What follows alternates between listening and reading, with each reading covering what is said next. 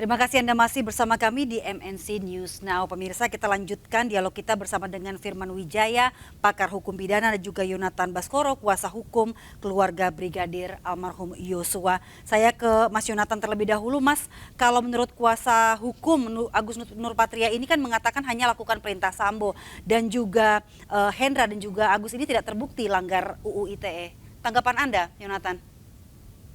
Ya, tentu dalam hal ini kita menghormati setiap pembelaan atau pendapat hukum masing-masing pihak di dalam persidangan ini. Tentu di dalam pembelaan maupun di dalam tuntutan, dalam hal ini jaksa penuntut umum pasti akan kekeh dengan dakwaannya dan dalam tuntutannya untuk membuktikan, kemudian begitu juga dengan para terdakwa dalam hal mempertahankan pembelaannya.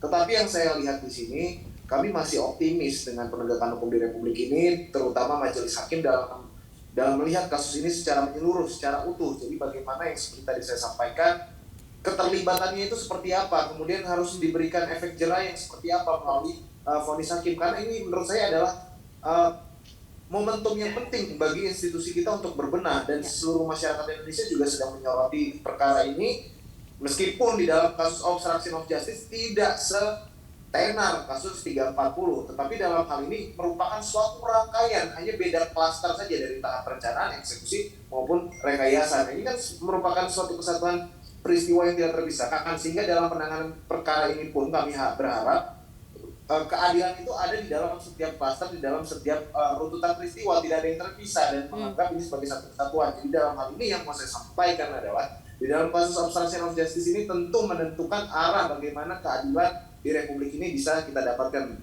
semuanya, keluarga korban dan seluruh masyarakat. Saya rasa demikian, Mbak. Kalau sejauh ini Anda melihat prosesnya bagaimana, Mas Yonatan? Ya, sejauh ini kami ingin mengapresiasi dulu jalan persidangan tertib, lancar, baik begitu ya. Meskipun sempat berbelit-belit dalam artian lama begitu, karena kita juga sadari yang terlibat itu banyak, sehingga yang diperiksa itu banyak, tentu dalam memakan waktu itu cukup banyak. Nah, sejauh ini memang kadang-kadang kita seperti naik roller coaster. Kalau kita mendengar apa yang di dakwaan jaksa itu sudah jelas, tetapi kadang-kadang tuntutan terkait dengan angka hukuman itu sedikit membuat kami, bukan sedikit, justru besar sekali kekhawatiran kepada kami keluarga ini. Jaksa awalnya tegas, terus jelas begitu, kenapa tiba-tiba saat membacakan tuntutan terkait dengan angka ya terutama itu kenapa jauh sekali dengan dakwaan yang begitu jelas. Nah, sehingga inilah yang sebetulnya menjadi kekhawatiran kita, Mbak. Apakah betul yang sudah terlibat sedemikian rupa di dalam dakwaan jaksa, tuntutannya hanya sedemikian rupa? Saya rasa begitu. Ya, dari kacamata Anda, Mas Firman Wijaya, ini kira-kira bukti obstruction of justice lain yang akhirnya menjerat Verdi Sambo apa saja? Selain menghilangkan tadi ya electronic evidence. Mas Firman? Ya, Mbak. Ya, Jadi sebenarnya tadi apa yang disampaikan Dinaya betul.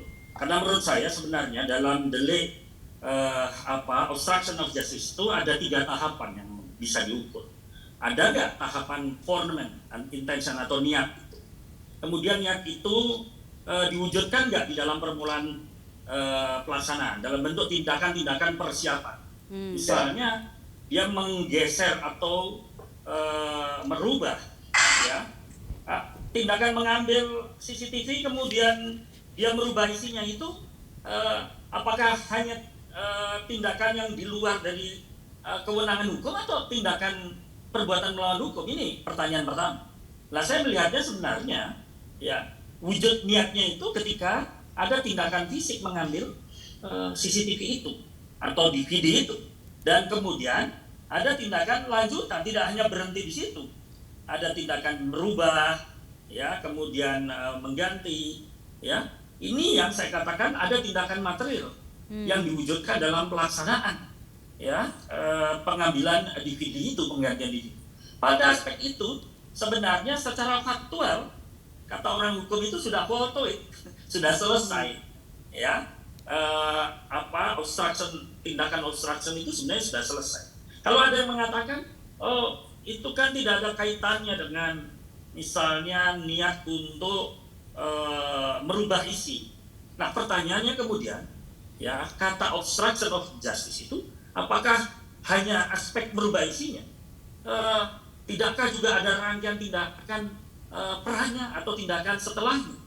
Misalnya dengan mengambil saja tuh sebenarnya sudah bagian dari tindakan itu.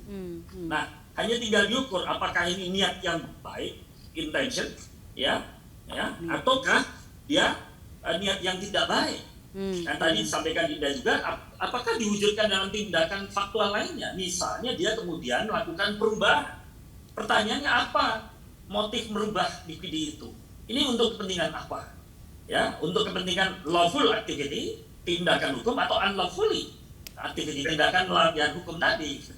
Kan sebenarnya mudah saja untuk membedakannya, ya kan? Karena DPD dan DPD dan CCTV kan PCR itu milik siapa? Pertanyaan itu miliknya kan? Ya, atau milik orang lain atau milik publik? Nah, kalau ini pada wilayah public area, maka di situ harus ada lawfully, harus ada tindakan hukum yang boleh. Nah, persoalannya pada kasus ini tindakannya tindakan berdasar hukum atau tindakan melanggar hukum. Baik.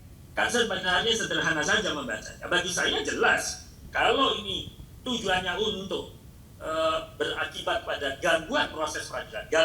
Gangguan itu bisa sifatnya bisa tentatif, ya sebentar, bisa menengah atau berkepanjang.